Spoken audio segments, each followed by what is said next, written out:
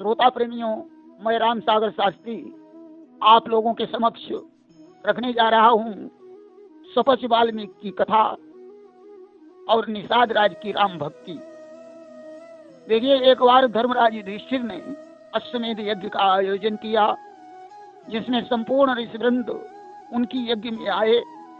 यज्ञ मंडल में ऋषियों ने एक शंख रखवा दिया और युधिष्ठिर से कहा कि जब यह शंख स्वयं बजने लगे तो समझ लेना हमारा यज्ञ पूर्ण हो गया है। वहीं इंद्रप्रस्थ नगर में एक सुपच वाल्मीकि जी रहते थे, जो नित्य प्रति जाकर धर्मराज के द्वार पर झाड़ बुहार करके लौट आते थे। भगवान के बड़े भक्त थे, परंतु जाति से सुपच थे। सारे ऋषिवृंद भोजन कर चले गए, परंतु शंख नहीं बजा। उस समय धर्मराज को चिंता हो गई। बोले, कृष्ण, मालूम पड़ता है कि हमारा यज्ञ पूरा नहीं हुआ, क्योंकि शंख तो बजा ही नहीं। इसका क्या कारण है? कृष्ण ने कहा, धर्मराज, किसी प्यारे संत ने तुम्हारे इस यज्ञ में भोजन नहीं किया। सभी ऋषियों को तो अपनी जाति, कुल और ज्ञान का अभिमान था, परंतु सच्चा संत वो होता है जिसे इन सब चीजों पर अभिमान नहीं होता। इस नगर में एक हमारा भक्त रहता है, जो ज्ञान विज्ञान से परिपूर्ण और अभिमान से रहित है। कि भक्ति विरति विज्ञान निधाना वास विहीन गलित अभिमाना। वह संत नित्य सुबह शाम तुम्हारे यहाँ आते जाते हैं। धर्मराज ने कहा, प्रभु, उनका नाम क्या है?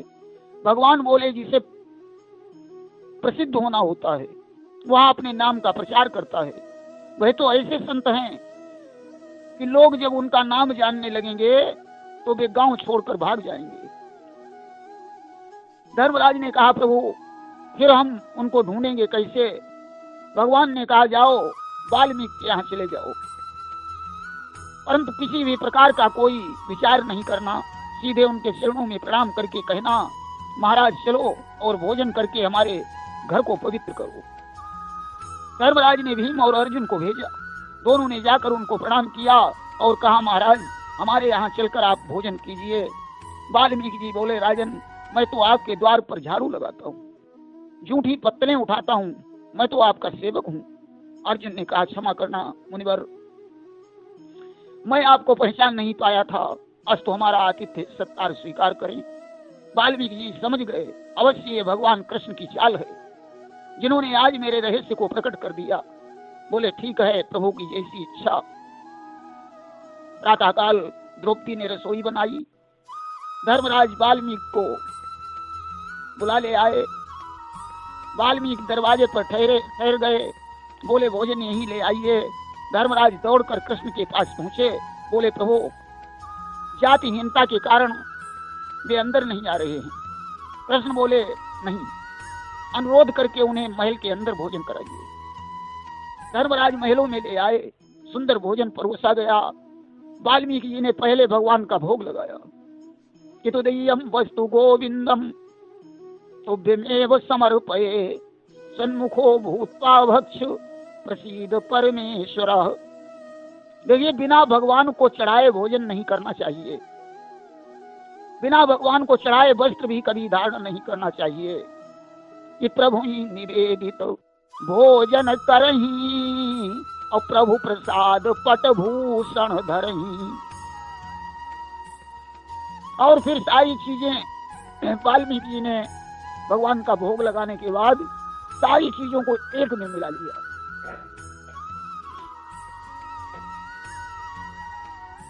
और बड़े प्रेम से खाने लगे। क्या देखकर द्रौपदी को हंसी आई। उसने सोचा, ये सत्य बात है कि मनुष्य का कभी जाति असर नहीं जाता। इतनी बात पर शंख ध्वनि हुई, परंतु शंख ठीक से नहीं बजा। भगवान कृष्ण शंख के पास पहुंचे। बोले, जोर से क्यों नहीं बज रहा है? क्या तू वाल्मीकि जी की महिमा को नहीं जानता?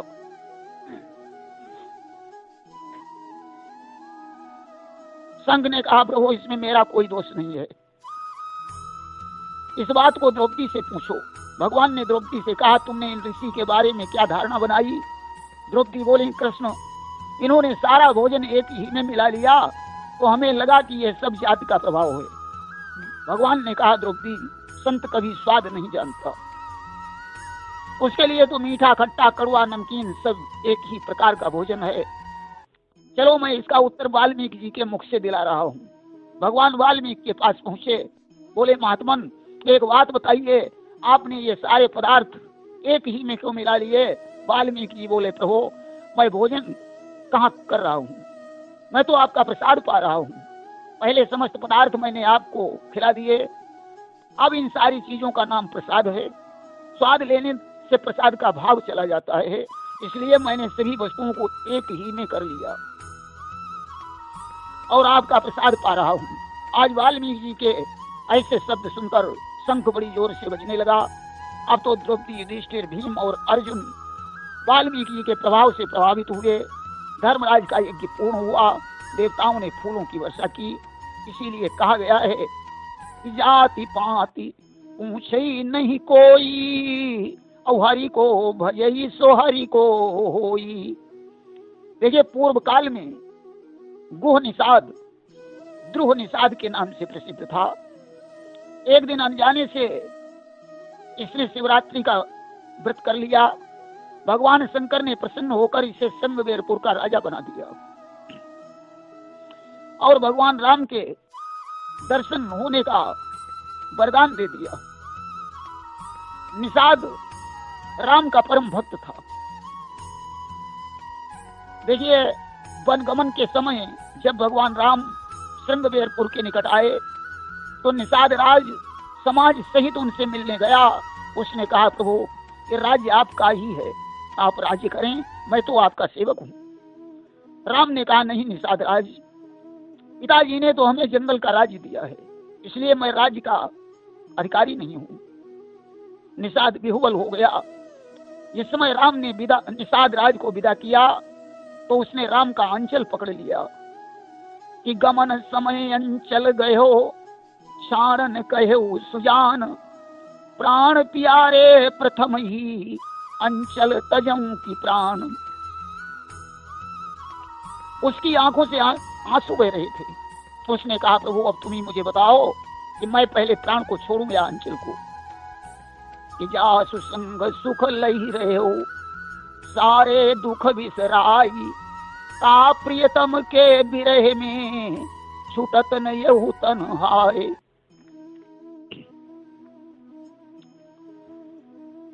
लंका विजय के पश्चात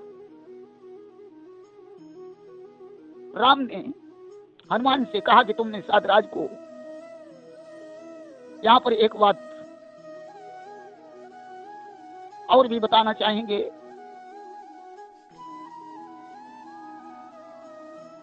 कि जिस समय भरत जी राम से मिलने के लिए गए हैं,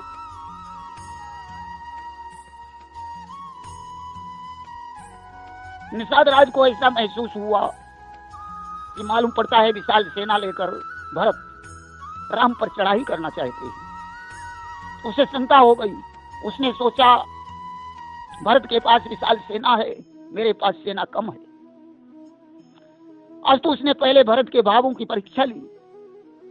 जब उसे पता चला कि भरत जी के हृदय में राज्य का कोई लोभ नहीं है, तो उसने भरत की सेवा की।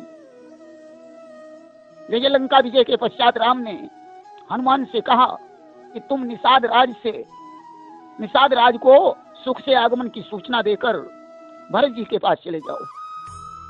तब तक मैं भरद्वाज आदि ऋषियों से मिलता हूँ। उसी समय द्रुमिल राक्षस अयोध्या में जाकर पूर्ववासियों को कष्ट देना चाहता था। निषाद राज ने उसे श्रृंगवेरपुर में ही रोक लिया और 3000 धनुर्धारी लेकर उससे युद्ध किया। द्रुमिल की 7000 सेना मारी गई, 3000 सेना फिर भी उसके पास बची। 3 दिन युद्ध करते करते निषाद राज थक गया।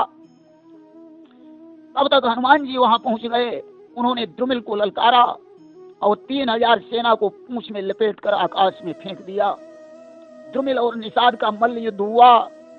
निषाद राज ने उसे पृथ्वी पर पटक दिया, हृदय में तलवार भोंक दी, द्रुमिल की मृत्यु हो गई। हनुमान और निषाद राज का मिलन हुआ। भरद्वाज के आश्रम पर राम का आगमन बताकर हनुमान जी भरत के पास चले गए। निषाद राज भरद्वाज के आश्रम पर चल पड़े, परंतु भगवान वहां से निकल चुके थे। निषाद निराश होकर लौट आया। आज निषाद भगवान को याद कर रहा था, तब तक भगवान का विमान आ गया। भगवान विमान से उतरकर निषाद राज से मिलने के लिए आगे बढ़े। भेलों ने जाकर निषाद को सूचना दी कि भगवान राम आ रहे हैं। निषाद राज कहने लगा कि अब तो उनके दर्शन होना असंभव है। आज प्रभु राम की याद में निषाद मूर्छित हो गया। तब तक राम वहां पहुंच गए। उन्होंने निषाद राज को उठाकर अपने हृदय से लगा लिया। आज राम का दर्शन पाकर निषाद बहुत प्रसन्न हुआ। भगवान राम को भी उससे मिलने में उतना ही सुख प्राप्त हुआ जितना भरत जी के मिलने में प्राप्त हुआ था। कि क्षणक चढ़े क्षण उतरे, सो तो प्रेम न होई, 8 पहर भी ना रहे, प्रेम कहावे सोई। देखिए, प्रेम का नशा ऐसा होना चाहिए जो 24 घंटे चढ़ा रहे। भगवान से ऐसा जो प्रेम कर लेता है वो भवसागर से पार हो जाता है। एक बार भृगुवंशी ऋषि ने गाध सुता सत्यवती से विवाह करने की इच्छा प्रकट की। गाध ने सोचा इनकार करने पर ऋषि जी क्रोधित हो जाएंगे। अस्तु उन्होंने 1000 श्यामकर्णी घोड़ों की मांग की। ऋषि वरुण से घोड़े ले आए। दोनों का विवाह हो गया। सत्यवती ने ऋषि से कहा कि ऐसा यज्ञ करो जिससे हमारे और हमारी माता के पुत्र उत्पन्न हो। ऋषि ने यज्ञ करके 2 हवि प्रदान की और बोले अपना अपना भाग खा लेना। माता और पुत्री में बड़ा प्रेम था, उन्होंने अदल बदल कर खा लिया। ऋषि के योग से जान गए। उन्होंने सत्यवती से कहा कि तेरा पुत्र ब्राह्मण गुणों से युक्त होकर परम क्रोधी होगा, परंतु तुम्हारी माता का पुत्र क्षत्रिय होकर भी ब्राह्मण गुणों से युक्त होगा। अनुरोध करने पर कह दिया जाओ तुम्हारा पुत्र ठीक होगा, परंतु पौत्र ब्राह्मण होकर भी क्षत्रियता के गुणों से युक्त होगा। इसीलिए ऋषि के यहाँ जमदग्नि के पुत्र परशुराम परम क्रोधी हुए और गाध के यहाँ विश्वामित्र क्षत्रिय होकर भी ब्राह्मण के गुणों से युक्त हुए। एक बार राजा विश्वामित्र वशिष्ठ के आश्रम पर गए। उन्होंने नंदिनी गाय के लिए वशिष्ठ से झगड़ा किया, परंतु युद्ध में जीत नहीं पाए। अतः उन्होंने ब्राह्मण पद प्राप्त करने के लिए तपस्या की और ब्रह्मा जी ने वशिष्ठ द्वारा उन्हें विप्र कहकर संबोधित करवाया। देखिए, भगवान हमेशा अपने भक्तों की रक्षा करते हैं। जिस समय 10,000 महारथियों के बीच द्रौपदी का चीर खींचा जा रहा था कि दुर्जन दुशासन दुकूल गयो दीन बंधु, दीन हुई के द्रुपद दुलारी यूं पुकारी है। आपनो सबल छाड़ी ठाड़े पति पारथ भीम, महाभीम ग्रीवाहू नीचे कर डारी है।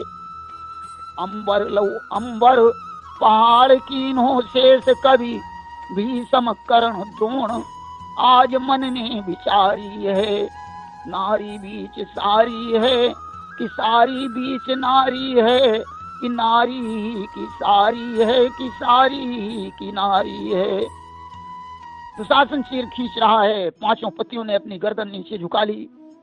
द्रोणाचार्य भीष्म आदि सभी की जुबान पर ताले पड़ गए। उस समय द्रौपदी को केवल कृष्ण पर ही भरोसा था। भगवान उसकी पुकार पर सारी में समाहित हो गए। चीर इतना बढ़ गया कि पता ही नहीं चल रहा था कि द्रौपदी सारी में से निकल रही है या सारी द्रौपदी में से निकल रही है। सारी सभा आश्चर्य में डूब गई। दुशासन 10,000 हाथियों का बल रखता था, फिर भी मूर्छित होकर गिर गया। इस तरीके से भगवान हमेशा अपने भक्तों की रक्षा करते हैं। प्रेम से बोलिए वृंदावन बिहारी लाल की जय।